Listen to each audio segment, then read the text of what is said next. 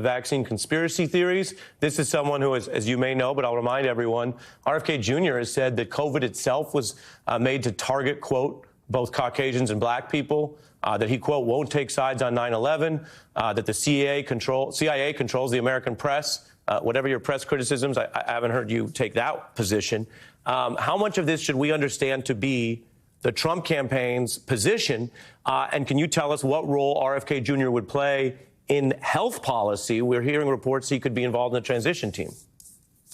Well, RFK Jr. has been someone who's been very steadfast in making sure that when it comes to the decisions that affect your body, you get to choose. And what we saw was government mandates, whether you're a government employee at the local level, the state level, or the federal level, being forced to take an injection in order to save your job. And RFK was against that. By the way, I think a lot of Americans were against that. Yeah, I'll jump in. I'll let you finish. As you know, Corey, I'll always give you time.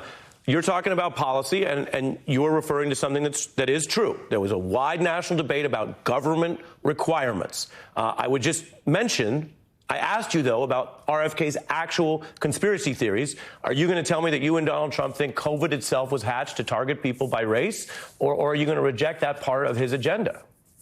Ari, I'm not here to answer questions for RFK Jr. He's a big man. He can do that on his own. He's been on television a number of times to answer his own questions. What I am here to tell you is that he has a microphone to an audience who's very concerned that the government mandated vaccines into their children and themselves in order to keep their jobs. And there's real Americans who lost their jobs and their livelihoods because of what the government did to them. And I think when it comes to RFK, specifically those moms who have young children, they're very concerned about what is being injected into their children, whether it's through the food supply or through these vaccines. And RFK has an opportunity to go out and talk about the fact that he was right. The government should not have had to mandate those. We don't know the full impact of what was mandated by the government on the long-term repercussions that it could potentially cause. So we're very much in line with RFK on that position.